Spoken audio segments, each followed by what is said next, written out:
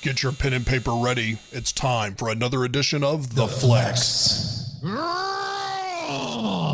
The absolute best fantasy football podcast in existence. So I'll say this, not to say that I disagree, but... I disagree. Oh my God. Presented by Broadway Sports. All right, Flexers ready?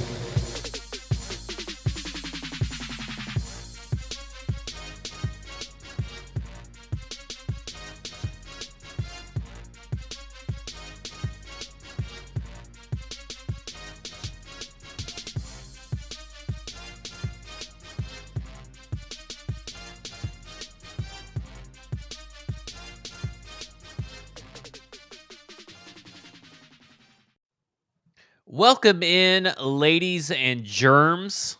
Going back to the classic 70s kind of comedy style. My name is Zach Lyons. I'm joined by Rob Greenlaw at Rob on Broadway. I'm joined by Justin Graver at Titans Film Room for now, I guess. Because I hear he was very close to giving up on the Titans earlier this Sunday. Is that what you read in the group chat, Rob? That is what I read. Him and Mike Herndon are out on the Titans. You're getting very close to them. You could throw Mello in on that. I've never been out. I have the most optimistic you said you were views like every close. week. You said something on Monday. You're like, oh, this is the kind of game that I kind of wanted, expected, or No, that was something like Mello. that. I never said anything. Yeah, like all that. you Was justices Mello. are the same. He speaks for you. You speak for him. So that's what not. it is. I predicted did on our say- podcast. He said that he didn't feel anything about the Titans is what he did say on Monday. That's what Right. it was. I have reached a completely apathetic stage. That's what it was. So you might as well I don't just give feel up on the pain Titans anymore. But I did predict this- a 31-28 victory on our Music City Audible podcast, which was just 3 points off. Not even so close. it wasn't right. So here we are. It's the Fantasy Football Podcast. We're not going to talk about the Titans. Well, we will for a little bit on some of these topics, but we are here to talk to you about what you can do to win your fantasy league. That's what we do every week. We're here to make sure that you guys know that there are certain things that you need to do to stay on top of, to be able by week, I guess 15 now is championship week 16, to win it. You got to win it, right? So what we're going to roll through is the big disappointment. What fantasy football players have disappointed us the most? Happy surprises. Who are the little players or teams or storylines that have pleasantly surprised all of us? And then we have storylines heading into week 7. Backups starting up, which means what backups do you need to be starting this week that are probably going to get you some fantasy points? And then final say. It's going to be a special specific player final say, talking about A.J. Dillon and his worth. And of course, right now, you can start putting in your start and sit questions, and we will get to them at the very end. You won't have to worry about it. We're going to let you know who to start, who to sit. I'm trying to find my phone so I can actually share this on my Twitter feed. So, it's probably a good thing to try to share. If you are on the Twitter feed, go to the YouTube, go to the Facebook page. Those are the ones where we can get your chat questions, because Twitter is a piece of shit. It is a bitch who is not letting you comment on videos where the people that can view it see it. So we can't answer your questions if you're on Twitter. So you need to go to YouTube. You need to go to Facebook, put in those questions. I'm going to go retweet it. Then I want you to leave it. Get it? Retweet, leave. So we can make sure that everybody is getting their fantasy questions answered. As always, we do have a promo code because we are brought to you by BroadwaySportsMedia.com. And you can go to shop.BroadwaySportsMedia.com and check out all of our merchandise and use code FLEX15 to get 15% off of any merchandise at the Broadway shop. That is shop.BroadwaySportsMedia.com. We have everything that you need, all the attire to impress your family, impress your lover, impress anybody in your life. If you need power over someone at your work, you need to display dominance. You buy Broadway Sports Media merchandise and you can emphatically display dominance at your workplace. No more getting bullied. Don't have to worry about it. You are the alpha male or the alpha female. You are the alpha person. That is shop.broadwaysportsmedia.com. Flex 15% off. Boys, week 6, lots of up and downs. Robert Greenlaw, what is your biggest takeaway from week 6 before we head into week 7?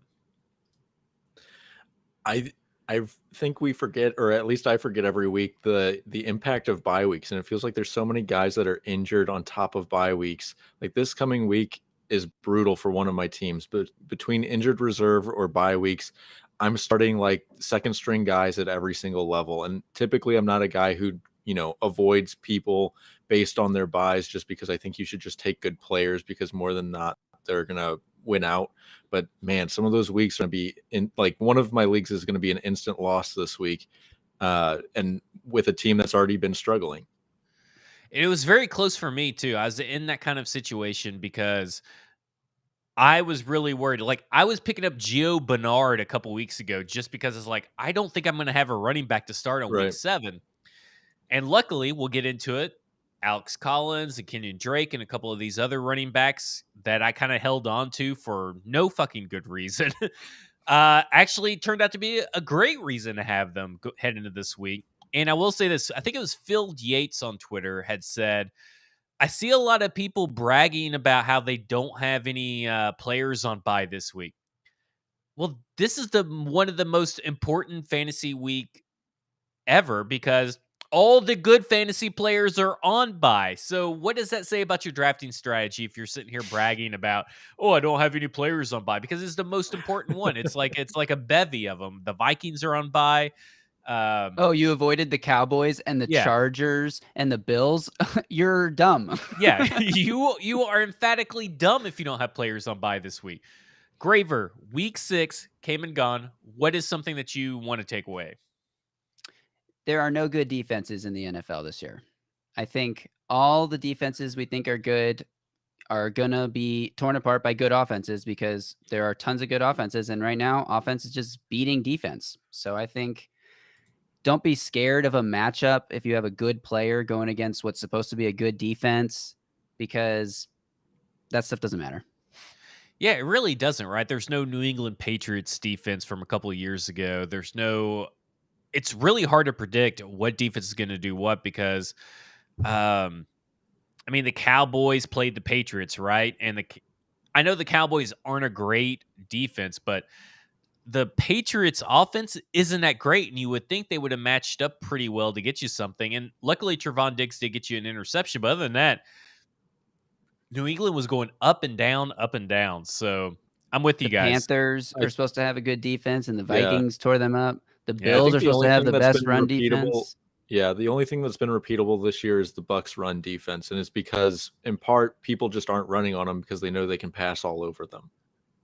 Because that secondary is so beat up. Yeah. Well, let's get into it because we're talking about defenses, which are a huge disappointment. But let's talk about individual fantasy players that are the big disappointment. Greenlaw, who is your big disappointment this week?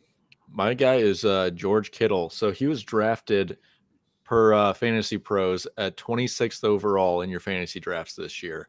And he has been good enough for tight end 16 on the season. So not even a startable tight end at this point. He's been tight end 9, 26, 5, 21 in his 4 weeks. Now he's on IR. He has been brutal. The targets have been up the last 2 games he played. They were 9 and 10. So maybe when he comes back off of IR and there's a quarterback change, who knows if he actually is a consistent tight end one, but so far it's been pretty disappointing from him. And this is a guy you took, 26 overall, top of the 3rd round. You passed on some really good players for him, and he has been brutal. Like tight end 16 is like, I don't know, flex 50 or 60, I'd imagine. I think that's being generous. Yeah, that's not a good player, and that's certainly not a player you wanted at the top of the 3rd round. Yeah, tight ends have been even wackier more than normal this year, and I think George Kittle, who we all talked about, is like Travis Kelce, 1st round, George Kittle, Darren Waller, and Darren Waller's tight end 4, George Kittle's tight end way down there, and that's not enough to compensate for where you drafted him. So it's like it is one of the worst things right now to be in a mandatory tight end league, which if you listen to the podcast, you would know that you should never be in a mandatory tight end league. Your biggest disappointment as far as the tight ends and or George Kittle are concerned, Justin Graver? Well, George Kittle and the tight ends in general. I mean, we just had Dawson Knox, who's been like one tight end that we found emerge into tight end startableness, break his hand against the Titans, and he's on bye this week, so gonna miss a few weeks. So we're like losing tight ends all over the place. So I just feel very disappointed in us. We told everyone, if you are in a mandatory tight end league, take one of these 3 guys. And so far, that's not really worked out very well unless you took Kelsey. I mean, even Waller, who's tight end 4, has had a couple good games, but he hasn't been consistent. He hasn't given you that edge at the position that like is the whole point of spending a 2nd or 3rd round pick on a tight end. And you could have gotten Dalton Schultz for free basically, and he's been tight end 4 or 5 or something like that all year. Like his target share is in like 26%. That's what you wanted from one of these guys, and you're not exactly getting it. Could have had it in the 15th round. Hey, you could have got him undrafted probably in a couple of different leagues. Gronk hasn't played since week 3, and he's still a top 12 tight end right now. That is a good example of why tight end should never be mandatory, because your tight end 1 doesn't even have to play to be a tight end 1 technically. And so thank you for that. Kelsey's not even tearing it up, and he's going to have, 200 points more than the next guy. Yeah, let's wait till it happens this week, and we'll see how many more points he's going to have, because he'll probably have 500. Well, speaking of this week, I'm going to choose a player from this week, and that is Ryan Tannehill, who has decimated almost every fantasy team that I have because I went and got him at the appropriate round, and I am getting just rammed down the rankings, just getting low points every week. You're talking about a guy that was supposed to be quarterback 11, which I thought was too low with the addition of Julio Jones, and potentially a pass-happy running back situation. So there's some more extra yardage right there. And he's quarterback 19. I mean, he is 8 spots lower at a probably, I guess you would say, a average kind of buying price or drafting price. And it's horrible. It's horrible. And the offensive timing's been off. There's reasons for it, right? So there's reasons for it. He's played some pretty good defenses, a little tough schedule fantasy-wise. You're talking about the Cards, the 27th ranked defense against fantasy quarterbacks. Then he has Seattle, which is a good matchup. Then you have the Colts, great matchup. And then the Jets are the 30th ranked. And then you have the Jags. They're middle of the road. Then Buffalo was the best team against fantasy quarterbacks. I mean, it's been tough for him. And it's been tough because nobody can get into an offensive rhythm on this offense. It's ridiculous. And on top of that, they only have 16 explosive pass plays, which typically has not been the case since Ryan Tannehill's taken over. And that's a bottom 5 explosive pass play rate. However, he is about to be due for a rebound these next 3 weeks, so I'm just holding on to him. Someone has made Patrick Mahomes available in my league of record for a 4th round pick. I may be able to, I could trade maybe Ryan Tannehill and maybe a 5th or 6th, but I'm going to stick with Ryan Tannehill over Patrick Mahomes. I've made it this far. I'm going to continue to ride it. They play Kansas City, the 2nd worst fantasy team or worst defense for fantasy quarterbacks, and you have the Colts, which is a top 10 matchup for him, for Ryan Tannehill. And then the Rams are a top 15 matchup for him. I'm going to ride it out. I just got to have faith that this Titans offense is going to right the ship. Graver, comments? I think the reason he's struggling to put up statistics this year, fantasy points, is because Derrick Henry has just been so good. What does Derrick Henry have 3 games with 3 touchdowns? I mean, how's Tannehill going to throw touchdowns if Henry scores on the ground every time they get near the goal line? I think that it's like the playoff run the Titans had in 2019 where everyone was like, oh, Tannehill's throwing for under 100 yards. But it's like, it's not because he's bad. It's because Henry's just so good. Henry's been amazing this year. So, I mean, the touchdowns might come but he only has one game this year with more than one passing touchdown, which is It's been not going to rough. cut it. That's like the only game he was a fantasy starter was his 3-touchdown game. I think he's Greenlaw. close, though. He had one to Julio. He just missed against the Bills. He had a couple to AJ early in the season that AJ dropped. I think that they're going to – The one that was taken off the board when Julio was definitely in bounds.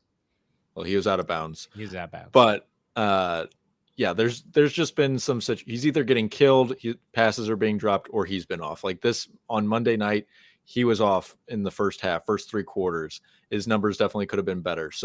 So I do think he ends up in the 12 of quarterbacks, but he's definitely been a disappointment. George Kittle, and Mike Davis are murdering one of my leagues of record right now. That sounds brutal. Just utterly brutal. I see a lot of people are in on YouTube. So if you're on YouTube, make sure to put in some questions. We're going to get to your sit-start questions at the end. Put them into the chat so we can make sure that we answer them. Justin Graver, who is your big disappointment of the season? Mine is Calvin Ridley, who I had high hopes for as the wide receiver 1 in Atlanta's offense. He was drafted as the wide receiver 5 overall, or 19 overall, wide receiver 5, which is pretty high pick to be spending on a guy who's averaging 14 PPR points per game, hasn't scored over 20 PPR points per game yet this year. But I think there are way better days ahead. He's averaging over 10 targets a game. His targets have increased in every game that he's played this year. And he's going up against the Dolphins this week, who are allowing the 3rd most points to wide receivers. So I think this is a week where Calvin Ridley finally breaks through. He hasn't scored more than 1 touchdown, which has kept his fantasy points low. But the targets are there, the volume is there, and the matchup is there this week. So I am sticking with a guy who has disappointed me greatly thus far. And we're nearing that Art Smith offensive explosion, right? It took a little bit for Art Smith's offense to catch on into Tennessee. Granted, it was to Ryan Tannehill, or majority to Ryan Tannehill, but it's a new offense for the most part, and a lot of new players surrounding Matt Ryan. It's not just that Julio Jones is gone. The running backs are completely different, including Cordero Patterson. The tight ends are different.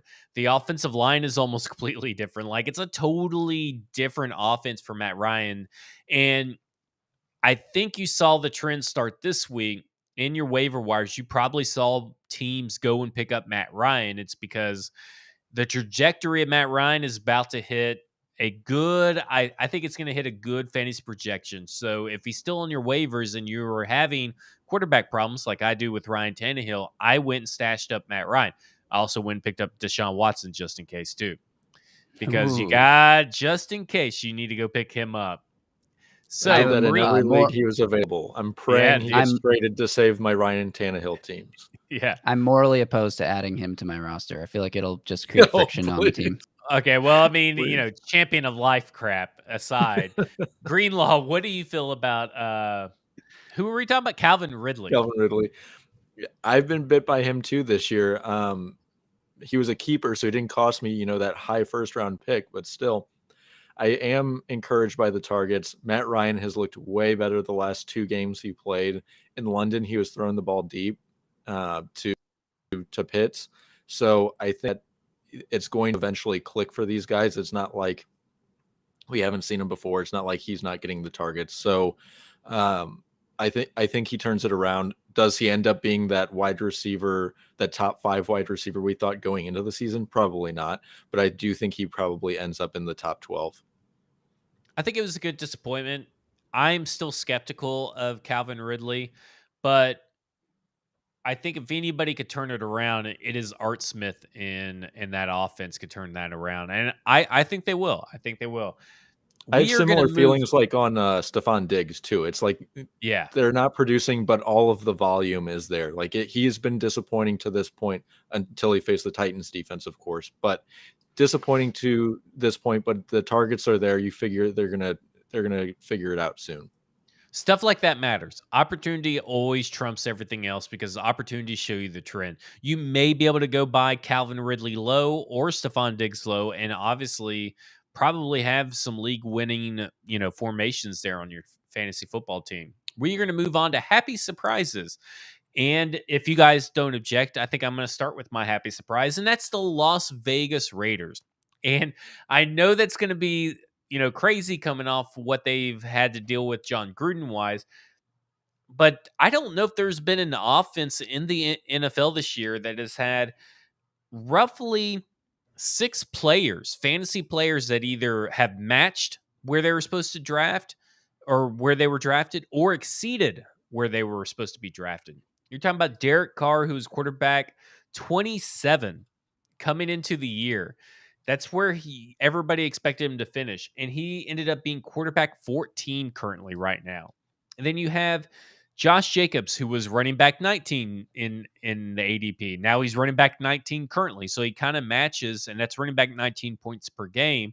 That matches where he's supposed to be. And then Kenyan Drake is running back 38, and he was supposed to be running back 39. Then you have Darren Waller. Yeah, he's not tight end 2, which is where he was typically being drafted, but he's tight end 4. That's okay. I mean, in the big scheme of things of tight ends, that's all right. Henry Ruggs is wide receiver, currently wide receiver 31, and he was wide receiver 53 coming into the year. And then Hunter Renfro is currently wide receiver 33, and he was wide receiver 84 coming into the year. Here's the thing, is what I like about this team is that even if they're behind, they're going to be passing. If they're ahead, they're probably going to be passing. They believe in Derek Carr. Whether it's John Gruden or Rich Bisaccia, it does not matter. They believe in Derek Carr.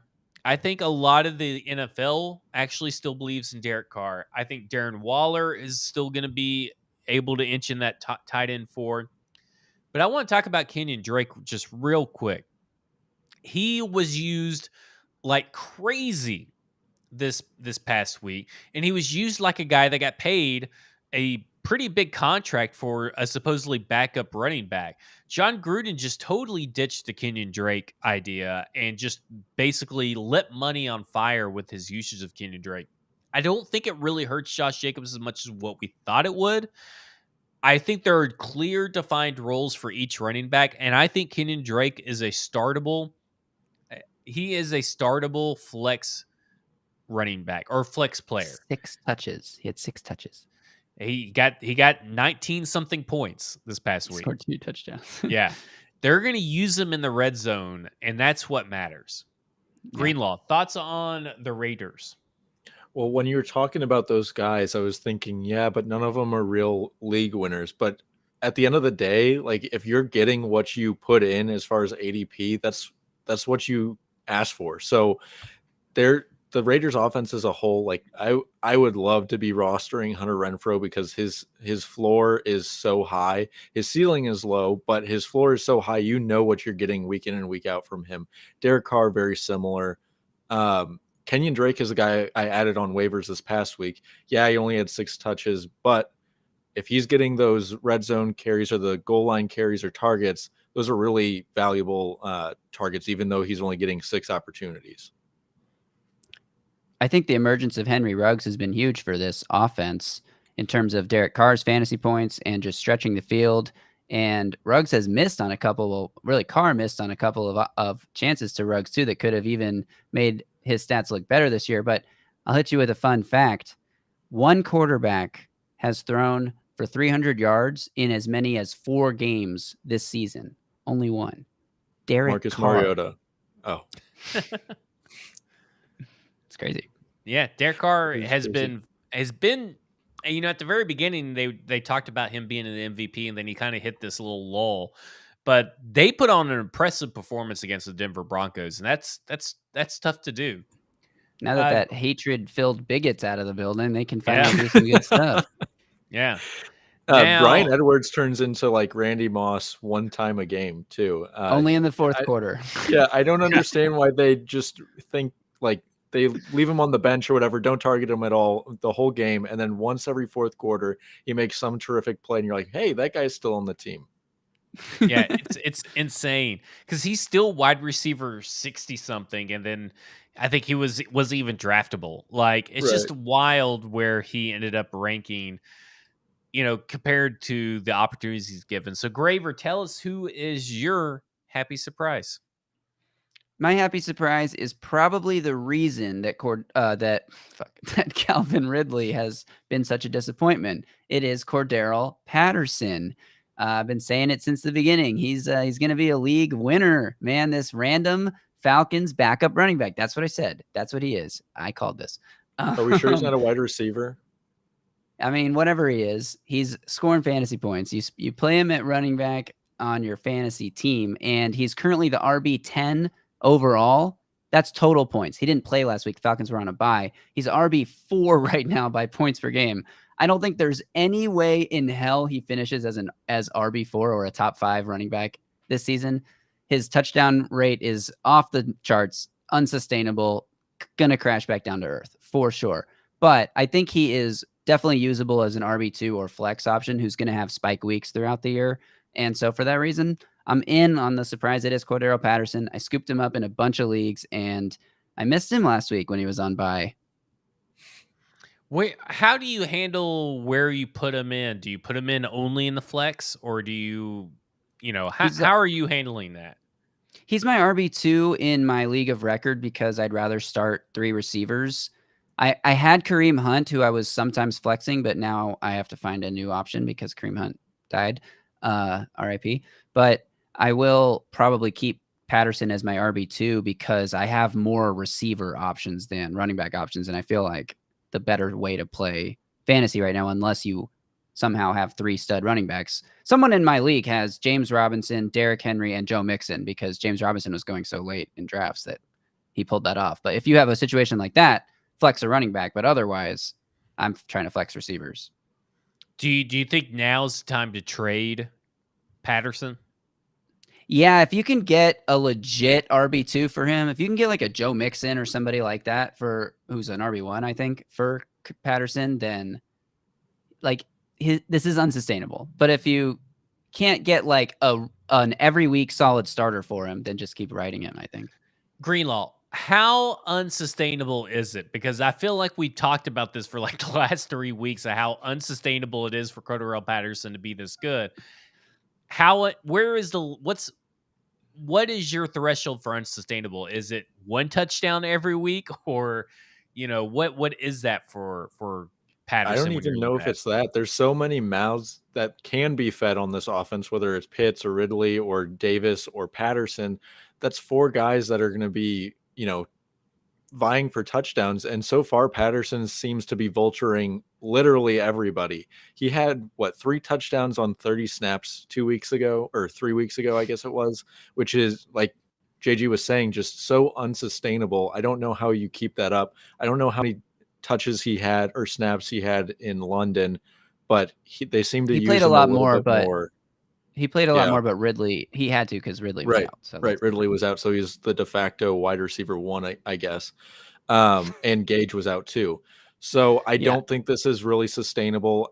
Like JG said, this guy would be my biggest disappointment if we were, doing some sort of gag because he's hurt so many of my current players, whether it's Pitts, Ridley, or Davis. He's vultured all of them, so he's kind of ticking me off, and I didn't pick him up in any leagues because I thought he was going to be, like a 1 week thing. Like I was like, oh, look at these idiots, spending a waiver wire selection on Patterson. This guy hasn't been good in 10 years. Why would he be good now? But yeah, I don't see it being like a every week wide or running back 2 going forward. But I do think he's probably startable in the flex every week.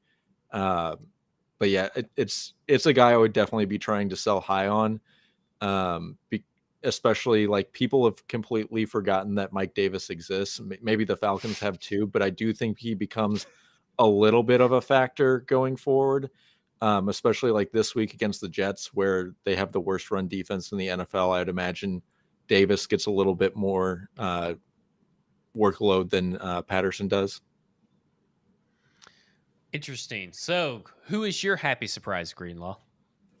A guy that I would not have even thought about drafting, Cadarius Tony. Like this whole offseason after he got drafted, it was like problem after problem. He didn't seem to be like a fit with the Giants organization or Joe Judge. Like it felt like it was destined for disaster. And through the first couple weeks, wasn't looking real good. And then everybody on their offense got hurt. And it opened the door for Tony to get 9 targets 2 weeks ago, or 3 weeks ago, and then 13 targets the following week. And then last week before he was hurt in the 13 target game. And then they played him last week. And in the first quarter, he had 3 targets before he left the game for good. So I don't think he plays this week, but he looks insane. He looks like what people thought Tavon Austin was going to be coming out of college.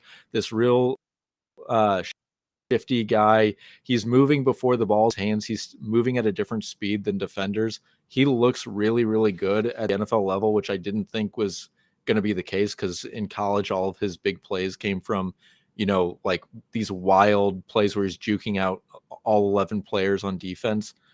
But he's been really good. They're targeting him a ton. So it's not even like like a Henry Ruggs or someone who's reliant on the deep pass. He is every week starter once he's healthy, I think. Do we all agree that we probably jumped the gun on just basically demoralizing Stoney Keeley when he brought up Cadarius Tony? Like in one of our first episodes, he asked about Cadarius Tony, and we just shat all over him. Like we just totally nuked him about Cadarius Tony. So do we owe Stoney Keeley an apology? I think so. 0% he's getting an apology from me. Fuck Cadarius Tony. No apologies from me. You guys can apologize all you want, but I am not apologizing. They are manufacturing touches for him. Maybe it was because everyone was hurt, or maybe it's because they drafted him in the first round. They want to get their first round explosive player touches in the open field. I think it's the latter. So I agree. I scooped him up in a couple leagues, and I'm anxious for him to be healthy again. Don't forget to drop in your fantasy questions for Sit Start into the chat, especially if you're on YouTube and or Facebook, because Twitter won't let you because they're bitches. We're going to head into storylines for Week 7. Justin, what's your storyline to watch on Week 7? My storyline to watch is the much anticipated Monday Night Football primetime showdown between quarterbacks who are trying to rebuild themselves as potential guys. I don't know. Geno Smith at home versus Jameis Winston. This could be a fun game. I mean, a lot of people are upset that we have to watch Geno Smith on primetime 2 weeks in a row, but I actually am a big Geno Smith fan and I love it. And I am rooting hard for this guy to be better than Russell Wilson, because that would be just the ultimate NFL chaos. And that would be so much crazy fun if that happens. So that's probably not happening. So hopefully Geno wins the starting job, even when Russ comes back healthy. The Seahawks ship Russ out of town to the Broncos or something, and Geno takes over. Meanwhile, Jameis Winston in New Orleans has been pretty up and down. I don't know. It's some games he looks like he can see again, and some games it looks like he never got LASIK to begin with. So I don't know. The Seahawks are allowing the 11th most points to quarterbacks. Saints are allowing the 12th most. So they're both right up there near the top 10. Could be a fun matchup. This is the storyline I'm watching. I mean, I may watch. Am I tuned into the storyline where I really cared? No, because Jameis Winston really disappointed me after his explosive MVP-like first week. He's really disappointed me from here on in. And it's really hard for me to get back onto the Jameis 2020 or 2021 MVP campaign. I just kind of, this whole Saints team, I kind of forget they exist. Week in and week out, I don't even have them on my radar. I own so few shares of any Saints players that there's nothing about them, right? There's no Drew They'll be on your radar week 10. I mean, that's because of the Titans, not because of the Saints. So, true. Is there a more bland team than the Saints? There's nothing. Washington? The Giants? Maybe, but they have all the drama surrounding them in Washington. True. The emails and Bruce Allen's and, true. Maybe they trade for Tua. Who knows? So the Vikings are pretty bland. Yeah, but they're good. No, they got a quarterback and a head coach that almost fought each other after winning the other week. Yeah. I don't know. Just something about the Saints team makes me Who's feel like they're bland? forgettable. What do you feel about the Saints or Jameis Winston versus Geno? Greenlaw. I think I kind of agree on the Saints, but I think it's because they only have one fantasy relevant player, and that's Alvin Kamara. Like literally everybody else you can completely disregard in terms of fantasy. Jameis is either 5 touchdowns or 4 touchdowns or 0 touchdowns. That's like been his MO this year, is he's throwing for under 200 yards and he's either throwing 5 touchdowns or 0. It's kind of insane what he's doing down there. I don't understand how they're still like with the few passing yards, they're not getting Alvin like very many targets in the passing game, and they're opting to throw to like Traquan Smith or all these random dudes down the field. I don't get it. I'm surprised Sean Payton hasn't like figured it out. Maybe they do after just having a bye week, but they have been weird. The only reason I'm going to tune into Monday is to one, ironically root for Geno Smith, and 2, unironically root for Kamara, who's on a couple of my teams. Love it. Well, while we got you, what is your storyline to watch on week 7? Mine is, and it's week 7 and going forward, who starts in San Francisco? Is it Trey Lance or is it Jimmy Garoppolo? Trey Lance was okay in his first game. He wasn't good passing. It was kind of like the Jalen Hurts experience, where not a great passing day, but the rushing numbers saved his fantasy total. I think that's probably like what the case is going to be going forward, is that his passing numbers are going to be okay and his rushing numbers are going to what elevates him to a quarterback 1 status. But last week, even before he started, they were talking about how if Jimmy Garoppolo was healthy, he might end up being the starter. And they just had a bye week. Sounds like Jimmy was limited and Trey did not practice at all. So I would assume Jimmy starts this week, but when both of them are healthy, who starts? I don't understand why they would go with Jimmy. You've seen what he can do. You're limited. You just spent the 4th overall pick on Trey Lance After trading multiple first rounders. Yeah, like 3 or 4 first rounders for him.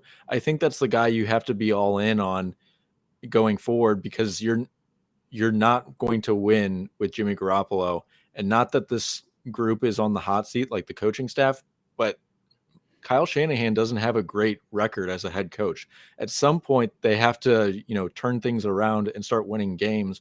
And your best chance is going to be with Trey Lance. So they're also 2-3 in a division with the Rams and the Cardinals. Like exactly. You're running out of time to turn things around. So I don't understand why they were talking about starting Jimmy when he was maybe healthy with the calf injury.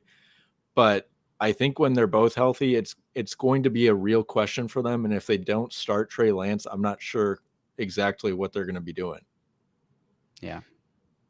I don't know. I mean, do you think that Trey Lance gives them the best chance to win, or to at least get out of the hole that they're in? And let me say this. What's your all's level in faith in Kyle Shanahan? I'm gonna ask you 2 questions. Do you think Trey Lance gives him the best chance to finish up with a winning record and maybe sneak into one of the playoff spots, wild card spots? And 2, what's your faith level in Kyle Shanahan as a head coach? So I'll start with you, Graver. Answer those questions.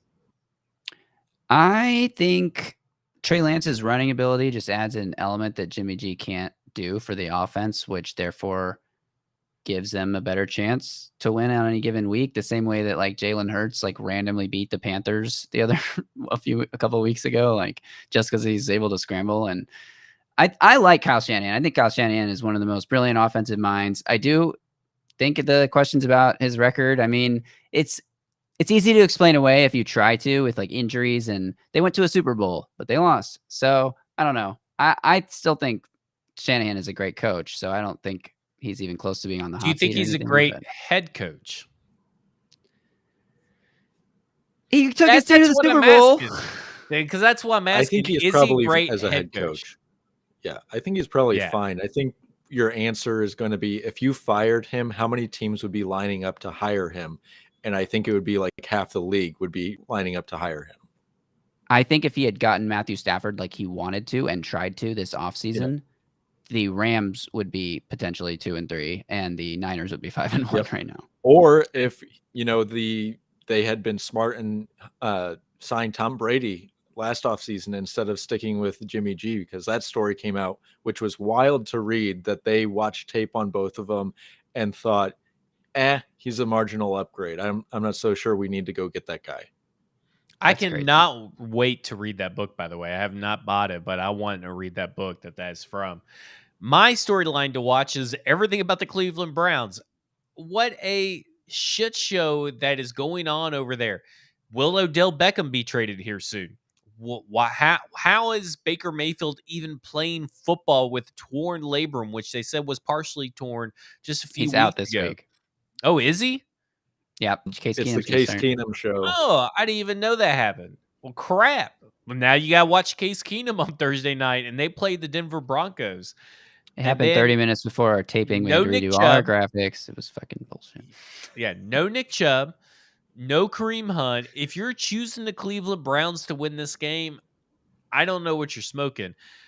I luckily picked up Dearness Johnson, and I'm hoping that maybe he can produce some points because that's it, right? I mean, maybe Case Keenum makes Odell Beckham relevant because it's a totally different quarterback, and Odell Beckham is questionable with a shoulder. He didn't practice today. Well, who the fuck is playing for this team? I do think Beckham probably plays. Is Donovan People-Jones, is he playing this week? Because he was banged up a little bit too. But yeah, the whole team is a mess there. Demetric Felton, I think, is maybe worth a speculative ad because he looks electric with the ball in his hands. But I wouldn't really want to be in a position to start any of these guys in fantasy football. And to be honest, this is not a game that they can afford to drop in the long run because this isn't like a New York Jets team or a bottom tier NFC team. This is a really good Denver Broncos team that they could be competing for a wild card spot with. This could not have happened at a worse time. I will say this. Kevin Stefanski, when he had COVID, he somehow went crazy as far as his team was prepared to play in that playoffs game and just destroy the Pittsburgh Steelers. Maybe this happens in a weird thing and they beat the Denver Broncos somehow, but I just don't see it. Fire up your Tim Patrick. I got Broncos D in almost all my leagues. I've been holding on to them. I drafted them mostly for weeks 1 through 3 when they were awesome. They've been pretty tough the last 3 weeks, but now we're back on track, baby, with the Browns. Demetric Felton, for what it's worth, has 0 rush attempts this year. He's a running back. He has 9 targets in the passing game. He actually was like a hybrid running back, gadget, wide receiver for UCLA. He's a rookie this year. And like his main role at UCLA was the receiving back. So I think that he is definitely worth an ad, especially if some of these wide receivers don't end up playing for Cleveland. But he's also kind of the obvious guy to take the Kareem Hunt targets, don't you think? Yeah, I think it's going to be, this is something the host on my show said today, but he said, it's clear what their roles are. You think you know what their roles are. Dearness Johnson steps into Nick Chubb role, and Demetric Felton steps into Kareem Hunt role, and you like have an idea at least of how they'll be used. They probably won't be as productive as those guys because they're not those superstars, but at least could get you some fantasy points. The Broncos have a tough defense though, although they are pretty banged up too. Jared Stillman thinks all the medical teams should be fired because every single team is injured. Well, it's a shame. It should be. I mean, they're doctors, right?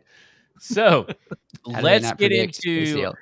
We're going to get into backups starting up.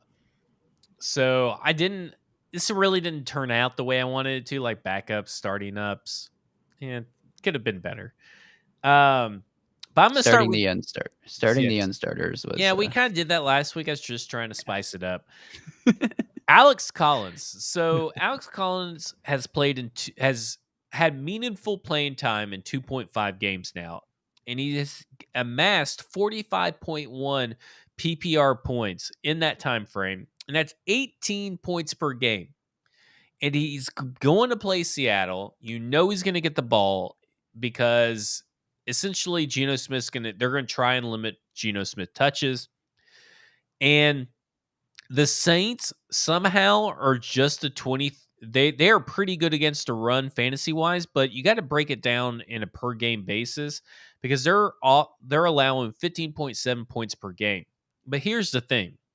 They get the benefit of the playing the Packers in week 1 where they just destroyed them. That Week probably ones wouldn't don't happen count. again. Yeah. No way. And then in week 3 they played the Patriots, which again, that probably isn't a really good way to judge a fantasy defense's performance against running backs. When they played against the Panthers, the Giants, and Washington, you're talking about they gave up to the Panthers, to Christian McCaffrey, 24.7 points, to Saquon Barkley, 29.6 points, to Antonio Gibson, 21.7 points. And they are not really great against wide receivers. So I don't think they could just stack the box.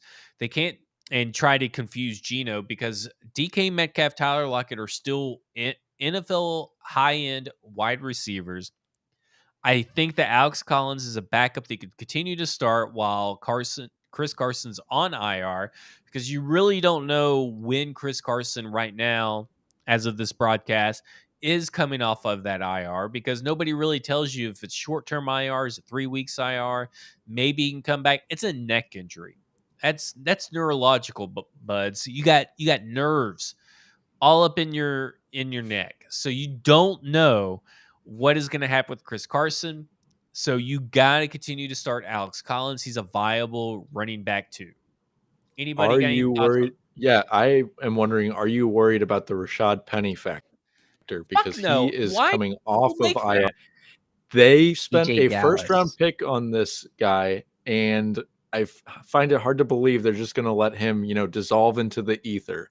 I think that I don't think Rashad Penny is some great talent, but I do think that the Seahawks screw this up somehow and get him involved more than he should.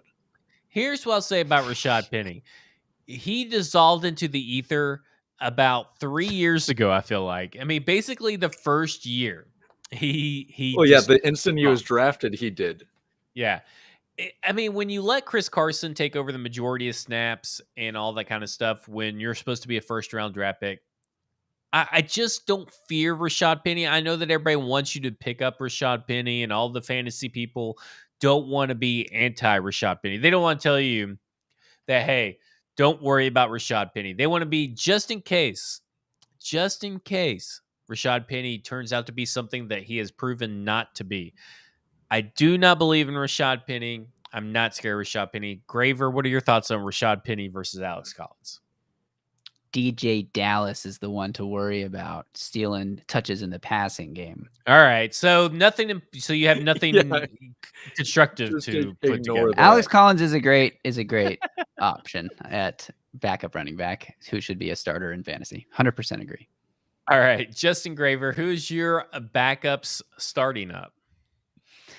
I am throwing into the lineup Romandre Stevenson. Play the Jets this weekend, who are just awful on every level of defense. So he gets a great matchup here. And he the Jets have allowed 15 plus fantasy points to at least one running back on a team in every game this year. I think that could be him this week. Damien Harris is obviously there and playing, but it looks like Stevenson has stepped into this pass catching role that previous New England running backs have excelled in. And I think that he's going to continue to get more looks in the passing game, which is more valuable than a carry anyway, in PPR leagues at least. And he just looks really explosive with the ball in his hand. So I think the Patriots are going to keep giving him more opportunities. I'm totally in on Romandre Stevenson against the Jets. And I think he could be a viable RB2/flex option in good matchups throughout the season. Greenlaw, can you trust a Patriots running back? No, never. Yeah, Look, I don't I think asked he can, Greenlaw. especially he fumbled last week too, and I think it got him in the doghouse until Damien Harris got injured, and then they were forced to put him back in the game. But I do like him. I have him rostered in a couple of leagues because I do think there's a clear lane for him to get some opportunity here. And against the Jets, there's no better news. Yeah, I kind And of wish I also, would have. Go ahead. No, go ahead. No, you go. Earlier I said Mike Davis was playing against the Jets. That is not true. They're playing against the Dolphins, also trash. You can still, think that Mike Davis will produce against them. One of Yeah. those teams beat the Jaguars. One of them That's lost. true. That's true. So I wish I kind of would have went with my gut and kind of benched and stashed away Romandre Stevenson while I had the chance. So I kind of do regret it. It's kind of like how I felt about Damien Harris last year. I felt like he was someone that you could, get and stash, and then I just totally ignored the Patriots effect of having that running back that they kind of keep around at the back end of the roster that suddenly halfway through the year just suddenly overtakes everything, because it kind of happened with Damien Harris on touches and stuff last year.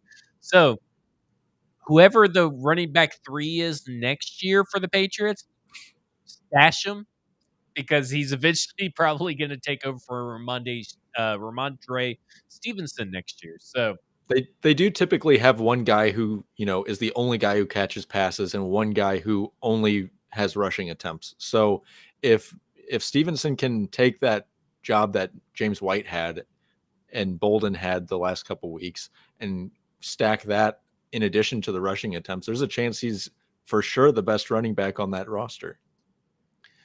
Graver, who is your back? Oh, wait a minute, where he went? Yeah, Greenlaw, who's your backup starting up? Well, it's kind of two of them, depending on which one does not have COVID. It is Damian Williams and Khalil Herbert. Both of them have been really productive when they've been asked to step in for Montgomery. Williams was running back 21 2 weeks ago, and Herbert was running back, I think, like 11 last week. That's pretty good. Herbert, I think, had, even 2 weeks ago, even with Damien Williams, Herbert had 18 rushing attempts. So they like both of the guys. I think that if you were forced to this week, if they're both healthy, you could maybe stick one of them at the flex and one of them at RB2 if you had to. I would, if they're both healthy, I'm going to start Williams over Herbert.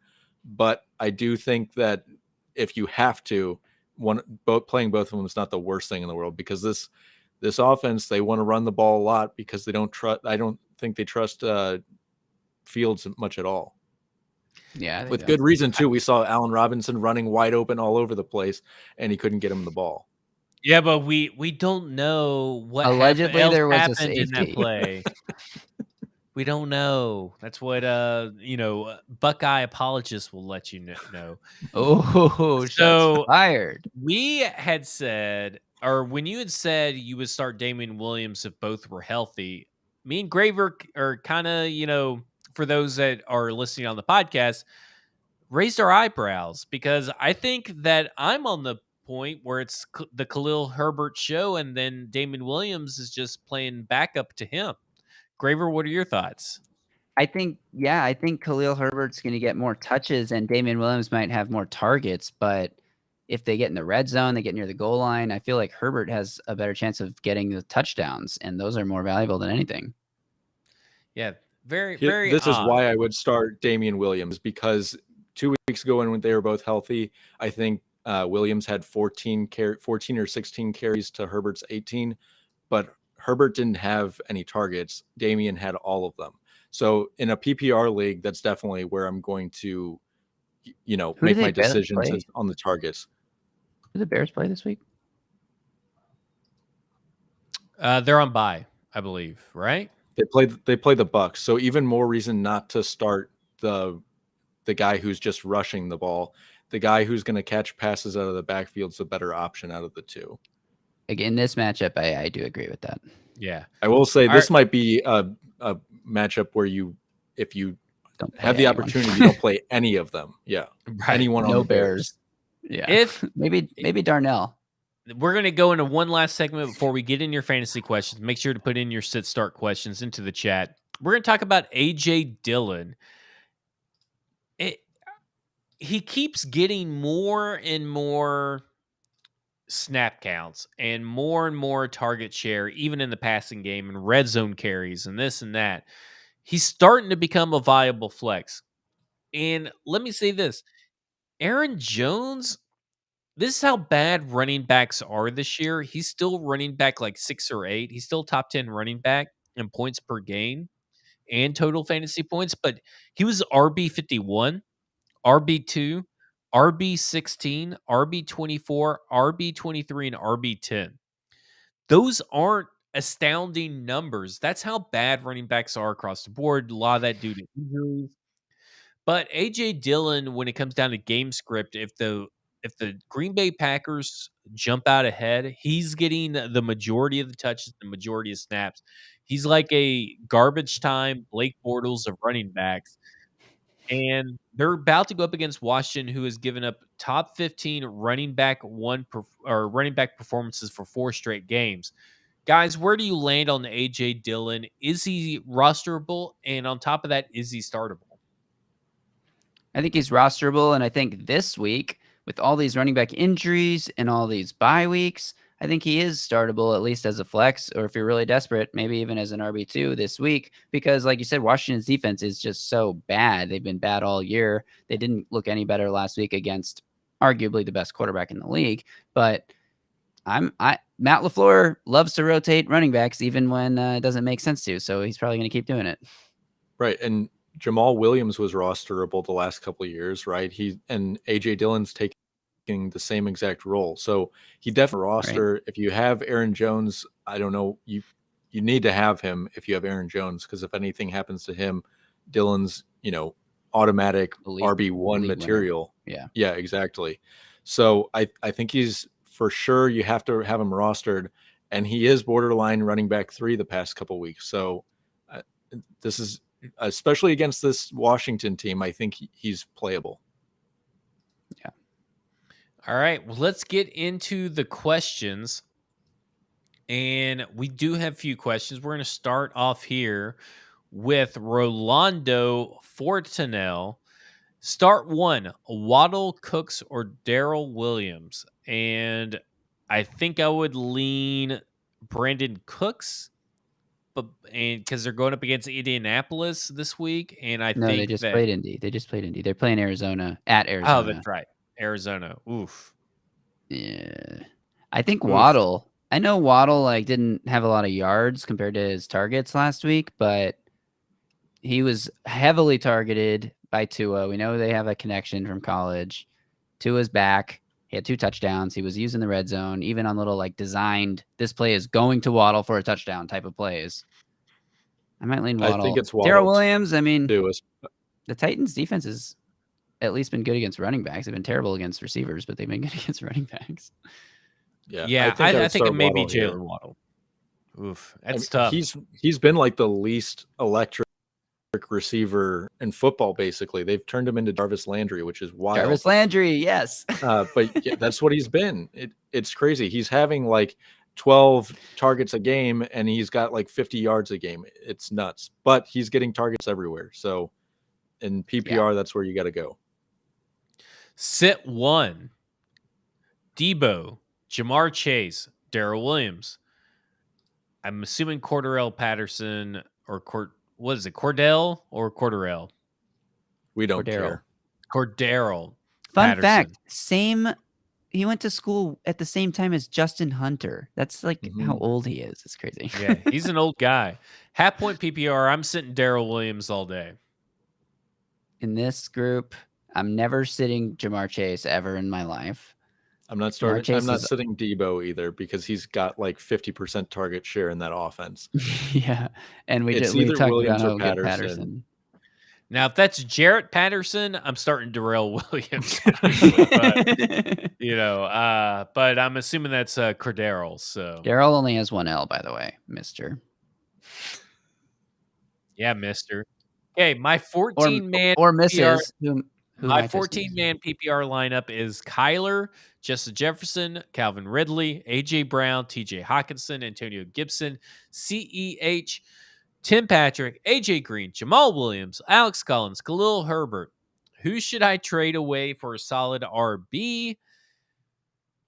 I would probably try to package up right now Hawkinson and maybe Alex Collins for a running back 2 if you can get one, but That's a tough one to try to figure out where to go. You may be able to go Kyler, sell high on Kyler. If you can try to trick Mm, someone into thinking AJ Green is good since he's had 4 Yes. double-digit games in the last Yes. 5, if you can try to, fool someone with that and give him and maybe Jamal Williams, whose usage is shrinking week by week, for a solid running back, I would do that. You I got to do it see. this week. Like, this is the week to Yeah, I make that agree. trade. I agree. AJ Green is the number one guy you should try to trade, see if anyone will bite on a big name. I also think Jefferson is good trade bait right now because while Jefferson is a solid wide receiver 1 and will continue to be, he's a name that you don't have to like sell when you're trying to trade him. And I think he's at the peak of what he's going to be this season. He's going to keep being a startable good player, but he's been really good so far. And Kirk Cousins always has like good stretches and then bad stretches. And Kirk Cousins is in a good stretch right now. So I'd be wary of him continuing to just be as good as he is. You could try to sell high there too. We're heading But into yeah, our definitely last. AJ Green first. Don't start Yeah. off with Jefferson. Start off with AJ Agreed. Green and some of the random running back parts you have. So Right. we got a dynasty question for our last one from Matt on YouTube. Dynasty PPR, Michael Pittman, Kadarius Tony, Rondale Moore, or Robert Woods, Chenault, and Mooney. So this must be a trade. Mm-hmm. I think I'm going to stick with Pittman, Tony, and Rondale Moore. I think that Tony, like you guys talked about earlier in the podcast, like Greenlaw specifically, they're manufacturing touches that will only continue to go up. Rondale Moore is someone that is going to be involved in the offense as well, talking about manufacturing touches. And Michael Pittman is the undisputed number 1 wide receiver there in Indianapolis. I like Robert Woods, but with Cooper Kupp there, you're going to have weeks where he's not scoring a lot of points. Chenault is unreliable, and Mooney is tied into an offense that has Justin Fields at the helm, and that's just not very good. You got to look at it from this year and the future perspective. But even doing so, you got to imagine the Giants are either going to get a better head coach or a better quarterback or both within the next couple seasons. I think the Colts are going to keep cycling quarterbacks, so you never know what's going to happen there. And Rondale Moore is going to keep growing into a huge role in the Cardinals offense. On the other side, I don't trust anything that's happening in Jacksonville, so I don't trust Chenault's development going forward. Same thing in Chicago, and you covered Robert Woods, so I totally agree. Cooper Kupp, by the way, is on pace for the most fantasy points by a wide receiver in a single season in NFL history. I'm here, baby. I'm here for it. I wish I had some shares of him. Yeah, the only thing on this trade on the one side is Moore. I do really, really worry about his durability, and I guess Tony too, just because they're on the smaller side. But that coaching staff and GM in Indy love Pittman. They're not going to go away from him anytime soon. Tony, they clearly have used him a lot more. They're using him a lot while he's available. So, yeah, I think you guys have touched on it. Just opportunity. That first 3 is definitely where I'd go. I think that first 3 is better now and long term. Yeah, I agree. Well, that will do it for us. We are the Flex Fantasy Football Podcast. We are brought to you by BroadwaySportsMedia.com, www.BroadwaySportsMedia.com. You can go to shop.BroadwaySportsMedia.com and get 15% off all merchandise using code FLEX15. Softest shirts in America that are made with our logos on them. So you definitely go to the shop. My name is Zach Lyons. You can follow me on Twitter at FWordsPod. I've been joined by Rob Greenlaw. You can follow him at Rob on Broadway. And, of course, Justin Graver. You can follow him at Titans Film Room, all on Twitter. Thank you for turning in, and you've just been flexed. Woo.